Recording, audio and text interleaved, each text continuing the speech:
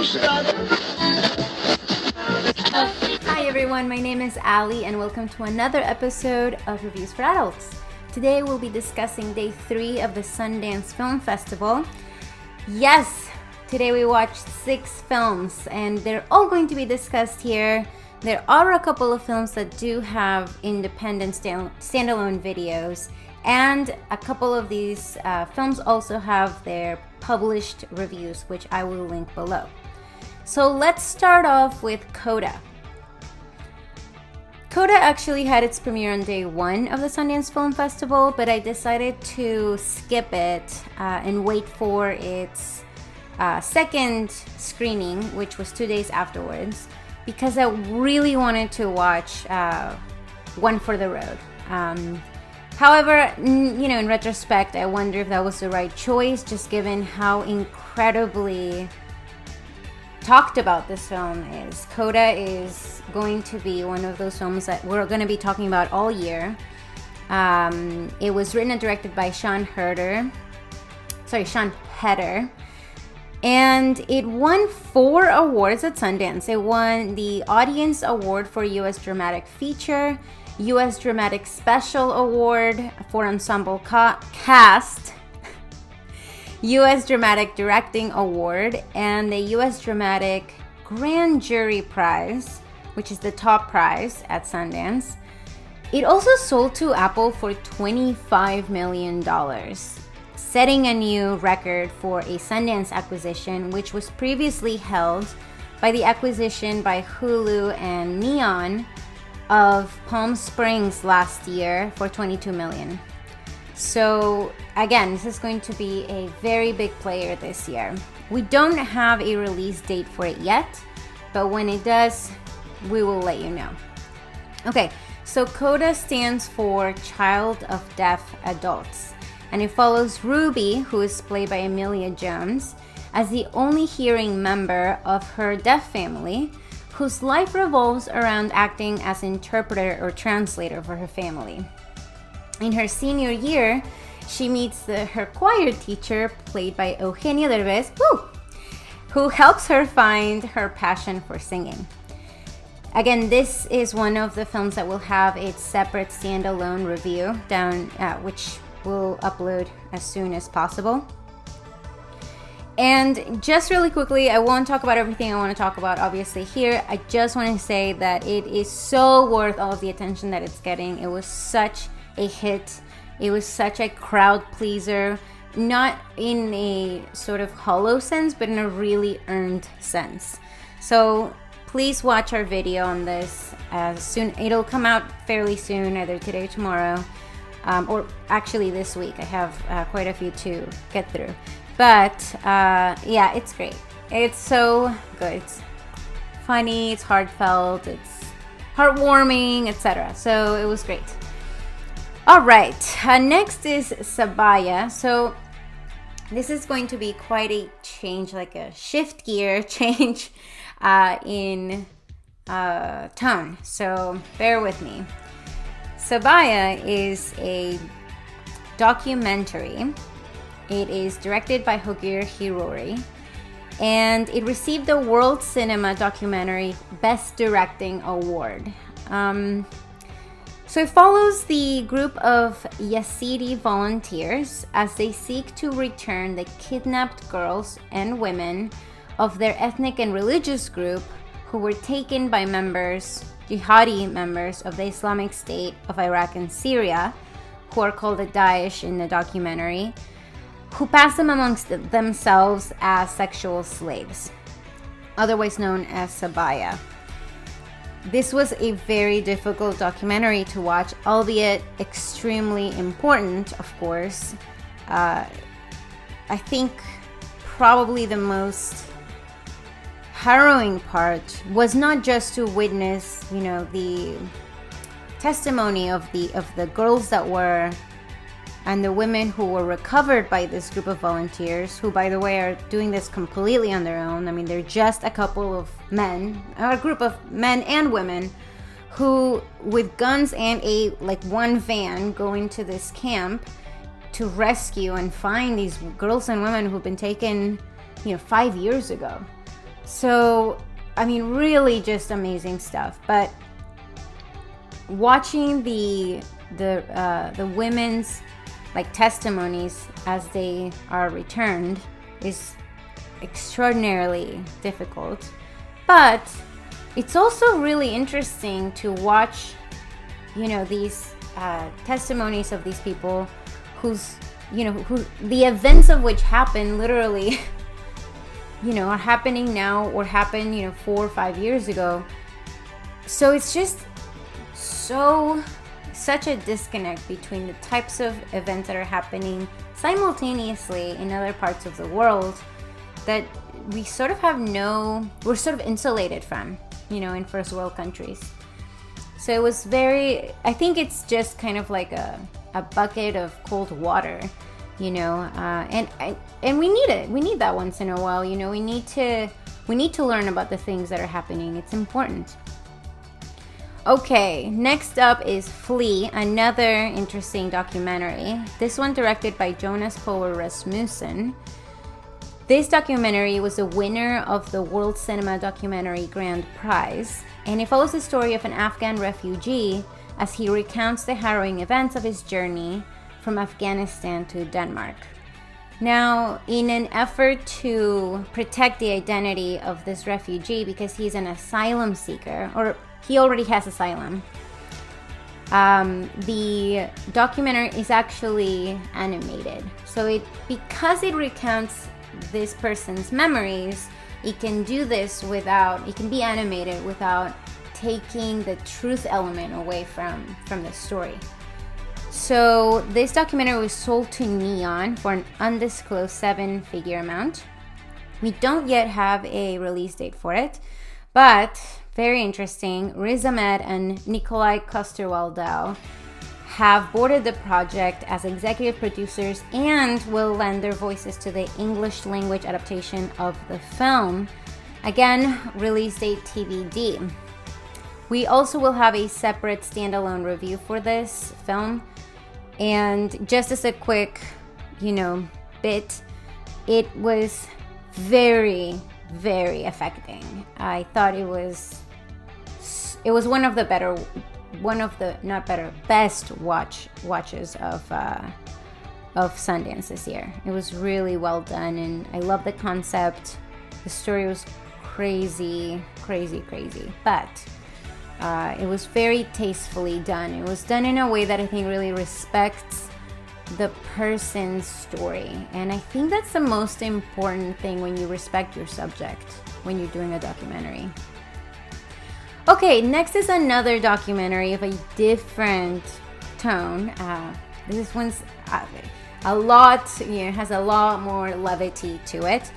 It's called TheSparksBrothers, and it was directed by Edgar Wright, who, if you recognize the name, he's a director for Shaun of the Dead and all those great movies. Also Baby Driver 2 is on its way, so keep an eye out for that. But the Sparks Brothers documentary follows the 50-year art career of this band that I frankly hadn't heard before, which I'm really saddened about, actually. I don't know how that happened, but it did. But anyway, the band's name is Sparks, and it's Ron and Russell Mael.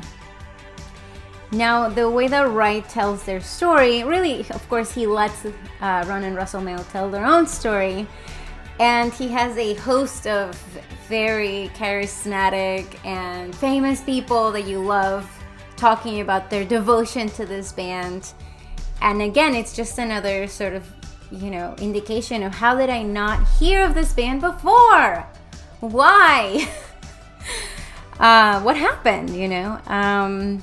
Okay, so, but anyway, I think what I'm trying to say is that, and what the documentary is trying to say, is that this band, because of their longevity, their creativity, their sheer, you know, music genius, artistic genius, they've been super influencers to every band that you love today. And I can certainly see that. After having heard some of their music, I realized, oh, here's the connection, you know, to this band that I love, to this band that I love, to this band that I love. So it's like really just such an incredible discovery. Just to give you a taste of how close they are to the kind of music that really sort of mainstream, but you would never have, I mean, I just really certainly was not aware of this band, and they're so close to that sort of, they're on the edge of the frame of that sort of mainstream acceptance always. They've been like this their whole career. But they made an album with Franz Ferdinand in 2015. It's only 5 years ago. You know, it's amazing that I hadn't heard of them. Now, if you're too young to know who Franz Ferdinand is, please go to Spotify, and you know, you might as well just start off with Sparks, and then, you know, there's certainly going to be some sort of, you know, indie rock playlist you can discover, and it'll show you all of the you know, the history really of this genre that I didn't know, but that Sparks sort of initiated. So another interesting thing about Sparks is that the brothers Ron and Russell Mael wrote a script for a film that was supposed to come out last year that is directed by Léos Carax, and it stars Adam Driver and Marion Cotillard, excuse me. Now, it's a musical film, but it wasn't released because Cannes was canceled because of the COVID-19 pandemic. Now, this is just a tidbit of the Sparks, like, ill luck with their attempts to make film. So I really hope that Annette is the name of the musical, comes out this year finally, and we're able to see, you know, Sparks in full display. So we'll see. Also, if any of you know if LCD Sound System references them in that song "Losing My Edge," please let me know, because I looked at those lyrics and I didn't find them. So if he doesn't know of Sparks, like, that would be nuts. Like, of course he knows Sparks. But anyway, next up was AightForSilver. Okay, AightForSilver is written and directed by Sean Ellis, who also directed and I think wrote Cashback and Anthropoid. His most recent film before AightForSilver is Metro Manila, which I haven't watched, but I have seen Cashback and Anthropoid. Now, let me give you a little bit of history before I launch into my opinion of AightForSilver, because I love Cashback. I think it's one of the first films that really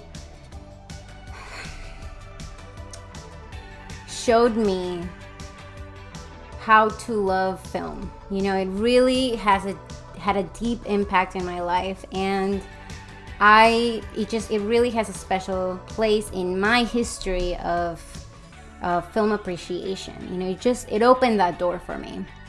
So I really love Sean Ellis's work. Anthropoid is another one of those films that was so well done, and it flew right under the radar, I think, of mainstream, but it's a different way to tell a historical story, and I think it worked really well. There's a scene from that film that still haunts me. But AightForSilver was a very difficult watch. I struggled very much through it. So let's just talk about what it is. So it's set in the late 19th century, and a brutal land baron, Seamus Laurent, played by Alistair Petrie, slaughters a Roman clan, unleashing a curse on his family and village. Now, this is a gothic werewolf story. So right from the outset, I thought, okay, wow, this is gonna be great. It's Sean Ellis. It's this gothic, stylish, you know, aesthetically interesting werewolf story. Oh yeah, that's gonna be great. Oh wow, it was, to my mind, nearly unwatchable. There were some good scares, but they were totally minimized or almost neutralized by a lack of tension building throughout the film. It was terribly paced. Oh my goodness. I I hate to detract so much, because I really want the best for Sean Ellis, right? And for myself watching a Sean Ellis, right? But I just really couldn't watch it. Like, I finished it, obviously, but I won't watch it again. I thought about watching it a second time just to see if I would change my mind, but I guess I'm just kind of bitter about it, about how it didn't work. I was very surprised. It didn't feel like a Sean Ellis at all to me, actually. Anyway, I have a written review of that you can read, and apologies again for how bitter I sound. It's just, it was a shock to me. Okay. Next up was A Glitch in the Matrix. Now this is a documentary it's directed by Rodney Ascher, who, if you are familiar with this documentary, Room 237, you should know what type of tone A Glitch in the Matrix has. Room 237 explores all of the crazy, almost conspiracy theory style theories surrounding readings of Kubrick's The Shining. And I love it. I love that documentary. I think it's so fascinating and such a great look and insight into people's minds, and how much we just really, like, how the extent that we can, read into a work of art and really sort of connect with it and try to understand it. And it's just, I think it's great. He has a couple other documentaries that I haven't seen, because I think I've just been obsessed with this documentary for way too long. But anyway, so Glitch in the Matrix, like I said on my, sort of, I guess, quote unquote Twitter review, which it was just a quick tweet. It was a fun snack. It basically follows the sort of super pervasive now popular theory of simulation theory, which states that we are somehow living in a sort of matrix reality, virtual reality, and that there's some sort of real world somewhere else, and that this is just a simulation. This has a couple of proponents, some famous backers such as Elon Musk and Neil deGrasse Tyson, and it often references philosophy and philosophical concepts in order to bolster its arguments. However, my real contention with A Glitch in the Matrix is that it didn't talk to an actual philosopher about the philosophical references and how, like, what a philosopher's take of simulation theory and its consequences, which are that people sometimes really do sort of end up believing that the world that we live in is a virtual world and not a real world. And there are heavy consequences to that. There are ethical consequences to that. So I thought that was a missed opportunity on the part of Rodney Ascher, but I will provide the philosopher's take on that theory on a separate standalone video for our section of philosophy in the movies. So be sure to watch the documentary. It actually was bought by Magnolia and released on February 5th. So this past Friday, today's Sunday. So you can watch it right now. Watch it on VOD, and watch out for our video on philosophy in the movies on A Glitch in the Matrix. And finally, the last film that we watched that day was Censor. Now, Censor is directed by Prano Bailey Bond, written by herself and Anthony Fletcher. It premiered in the midnight section of Sundance, and it follows the story of Enid, who plays a woman whose job is to work as a censor for film and television in 80s London. Now, Enid has a tragedy in her past, which is that when she was young, her sister went missing, and Enid has gaps in her memory regarding the incident. So the entire film really looks at this theme of losing your memory regarding a traumatic event in relation to her job as being a censor, which means somebody who removes footage from a project that is deemed to be that could be harmful to audiences. So it's a really great way to explore the themes of the main character, of the protagonist. It's also a really faithful recreation of 80s aesthetic, but not 80s in the Stranger Things or Wonder Woman 84 type of aesthetic with its, you know, super bright palettes and neon lights. Rather, it's a lo-fi 80s, which I love. I love that stuff. It's much more reminiscent of like a, you know, David Lynch or, you know, sort of lo-fi movies, especially horror movies of that time. And it's really gory and it's awesome. So if you come across Censor, I highly recommend it. I heard a lot of people saying that it could have been more gory, or it could have done more with its concept. And yeah, that may be true, but it's still absolutely worth a watch. It was so, I think in a way it was like refreshing to see that take on that 80s style. And it just didn't limit itself, in my mind, to where it was going with its performances and with its story. So, I don't know, I really enjoyed it. You know, I think that it's absolutely worth, like, if you want to watch a horror movie, you know, you should definitely watch Censor. Alright, so that does it for day 3. Thank you so much for watching, and while you're here, you can watch any other videos on our site. As always, you can go to reviewsforadults.com to see what reviews and articles we have up. Thank you very much for watching. My name is Ali, and we'll catch you next time.